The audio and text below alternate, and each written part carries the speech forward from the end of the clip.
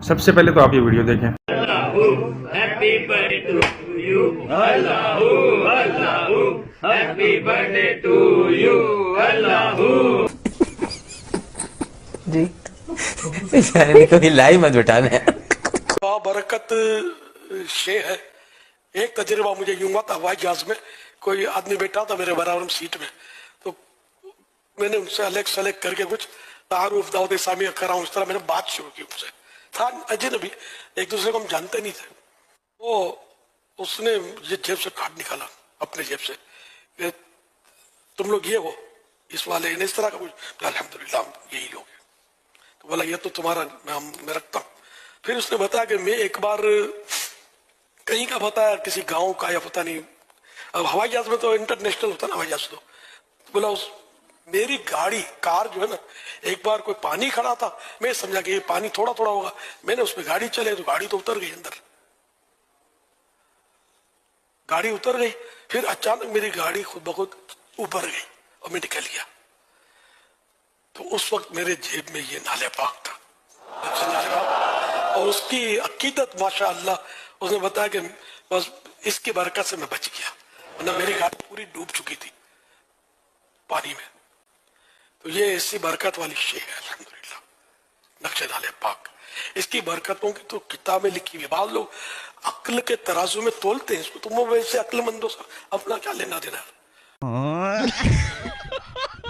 میرے پیارے باپا الیاس قادری، آپ کی ایک کہانی دوسری سے میل کیوں نہیں کھاتی؟ ابھی کچھ دن پہلے آپ نے کہا تھا کہ ایک بس تھی، اس میں کافی لوگ بیٹھے تھے، نہر کے اندر وہ بس جا کے گری، نالین مبارک کا کارڈ کسی کی جیب میں تھا، تو وہ بس ابھر کر باہر آ گئی اور سارے کے سارے بندے بچ گئے. ابھی کچھ دن اور گزرے ہیں تو سرکار نے کہانی کا رخ یوں کر دیا کہ میں انٹرنیشنل فلائٹ پہ سفر کر رہا تھا اور یہاں پر صرف ایک بندہ گاڑی میں سوار تھا، نالین مبارک اس کی جیب میں تھا، وہ پورا ڈوب چکا تھا، یعنی کہ بالکل ختم ہو چکا تھا. ملک الموت کے ہاتھوں کے اندر سے اس کارڈ نے، نالین مبارک کی برکت نے اس بندے کو وہاں سے باہر نکالا. اس بھائی نے 4 دربار ٹھیکے پر لیے ہیں.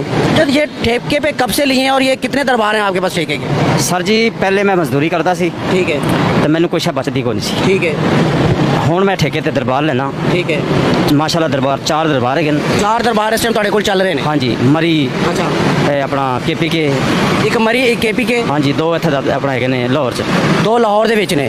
یہ کی پروفٹ کی ہے، کیوں لیندے نے ٹھیکے تے؟ اسی لے سکنے ہیں سر جی. ٹھیکے تے ہے کہ چلو کوئی کام نہیں کرنا پیندا، سکون نال بیٹھے ہیں، گرمی تو بچ گئے. اچھا. ہاں تھوڑے سامنے ویلے تے ویلے پھر رہے ہیں. بچا یعنی کہ کام اور نہیں کرنا پیندا؟ نہیں کوئی کام نہیں کرنا، ویلے رہنا ہے. ہاں جی ویلے. یہ کتنی کمائی ہو جاتی ہے؟ کمائی شکر اللہ بڑی ہو جاتی، مطلب لکھاں دے حساب نال مہینے دے پیسے بن جاندے. بن جاندے نے؟ ہاں جی.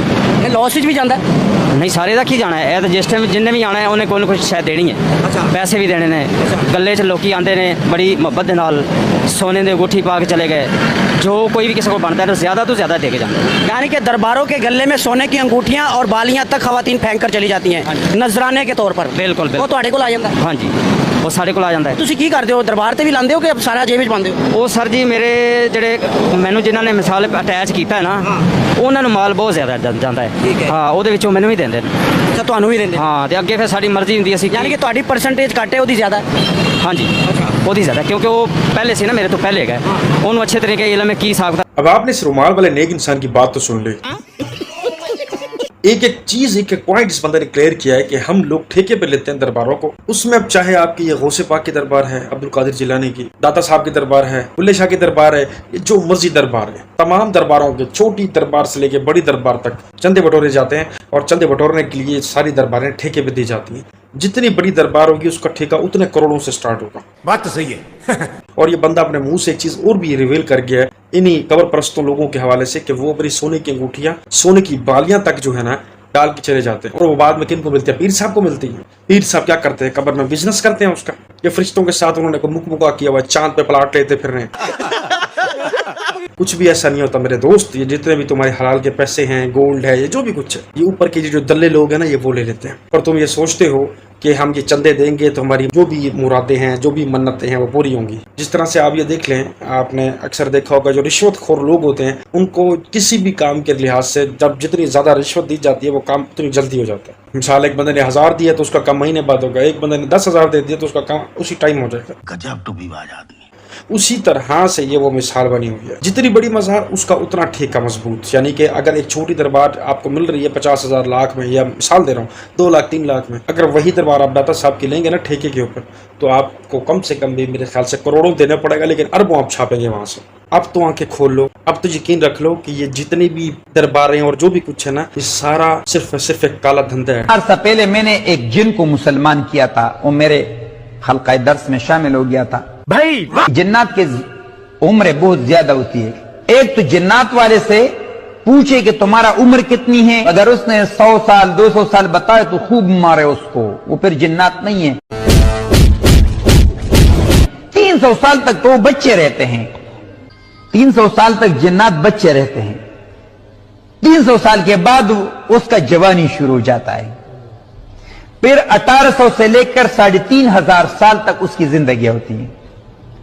मैं अल्हम्दुलिल्लाह उनकी शादियों में भी शरीक हुआ, उन निकाहें भी पढ़वाए। भाई ये बात तो सच है कि जिन्नात तो होते हैं, ठीक है, हर टाइम ऐसी किसी भी सुनसान जगह पे आपके घर के अंदर इवन आपके साथ मौजूद हो सकते हैं, इस चीज को मैं डिनाई नहीं कर सकता। लेकिन ये जो टटीरी ये टटीरी जो ये बोल रही है ना कि मैंने निकाह पढ़वाए हैं, मैं उनकी शादी में शरीक हुआ हूँ, यार ये चीज हजम नहीं हो रही। मैं ये मान सकता हूँ कि ये खुद जिन्नात है, बहरूपिया बन के जो है ना ये अपनी कहानियां सुना रहा है, लेकिन ये टटीरी जो है ना जिन्नात की निकाह शिकाने पढ़वाए होंगे इसने, अदाकार है ऐसे, ये झूठा आदमी है। क्या जिन्नात के अंदर निकाह पढ़वाने के लिए उनके अपने आलिम फाजिल नहीं होंगे जो इंसानों में से इस मच्छरदानी को लेके जाए? इतना जानते हैं हम हैं तुम्हारे कुत्ते, बात तो सही है। हम उसको चीर देंगे, हम उसको चीर देंगे, दुश्मन है जो तुम्हारा। अच्छा या अला हजरत हजरत या अला हजरत। बाउला कुत्ता यानी पागल कुत्ता, मेड डॉग। तो अगर किसी को पागल कुत्ता काट जाए, कुत्ता तो मैं मशहूर हूँ, सगे मदीना तो मेरा लकब है। लकब ये मैंने खुद लिया है, लकब किसी ने दिया नहीं जी। बेचारे को हिलाई मत बिठाना है। वल 11 बार ये दुरूद शरीफ, अल्लाहुम्मा सल्ली अला सय्यिदिना व मौलाना मुहम्मदिन व आलिहि व अला नूह नबिय्यिका सलामुन अला नूहिन फिल आलमीन इन्ना कज़ालिका नजज़िल मुहसिनीन।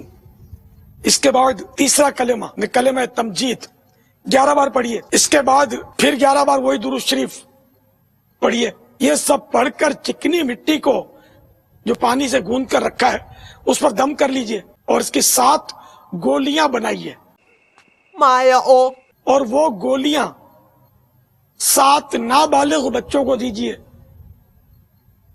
फिर हर बच्चे से एक एक गोली लेकर जमीन पर मारकर तोड़ दीजिए।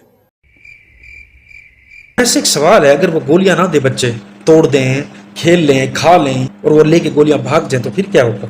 अगला टोटका भी बता दो ना कि उसके बाद क्या होगा। उसके बाद मैं बताता हूँ, गोलियां लेके बच्चे भाग जाएंगे, उनके पीछे ये दौड़ेंगे, ठीक है, बच्चे गोलियां तोड़ चुके होंगे, भाग चुके होंगे, या बच्चे इनके पकड़ में नहीं आएंगे क्योंकि ये नहीं भाग सकते, इतने चब्बल लोग हैं ये। उसके बाद एंड क्या होगा? वो बंदा फोत हो जाएगा जिसको कुत्ते ने काटा।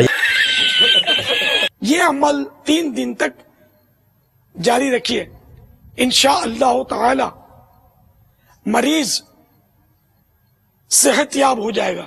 शाबाश बेटा। एक ऐसे नमाजी आदमी से जो सिगरेट बीड़ी वगैरह का आदी ना हो, न सिगरेट वगैरह ना पीता हो और ना ही तंबाकू वाला पान खाता हो। 1.25 पाव सोजी का हलवा उससे तैयार करवाइए। हलवा तैयार करने से कब्ल उसको वुजू करवा लीजिए और उस हलवे का सवाब हजरत सैयदना उवैस क़रानी अलैहि रहमतुल्लाह अल गनी की रूह मुबारक को इसाल कीजिए। इंशाअल्लाह ताला मरीज बाउले कुत्ते के काटे के असरात से महफूज रहेगा। तेरा क्या होगा कालिया?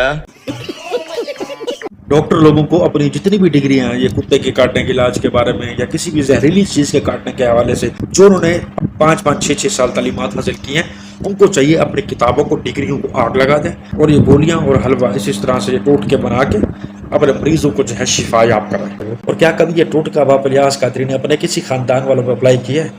नहीं किया होगा। نہیں کیا ہے. پتہ کیسے مجھے سمجھ میں آئی ہے. اس لیے یہ ٹوٹکے کیے، اس لیے سارا خاندان پاگل ہو گیا، اس لیے اس کے سارے مرید پاگل ہیں. سمجھ ہی نہیں آتی ان کو کیا کرنا ہے. نبی کیا فرما گئے ہیں، ہم کیا کر رہے ہیں. اہل بیت نے کس چیز کے قربانی دی ہیں؟ نبی نے پیر فقیری سے منع فرمایا علیہ السلام، اور اس کے بعد ہم وہی کام کرتے پھر رہے ہیں. تو یہ پاگل پن نہیں تو اور کیا ہے. کاش کے وقت پہ علاج کروا لیا ہوتا نا تو آج تم سارے پاگل نہ ہوتے. اللہ تم لوگوں کو ہدایت دے، شفا دے، یا اپنے پاس بلا لے. جی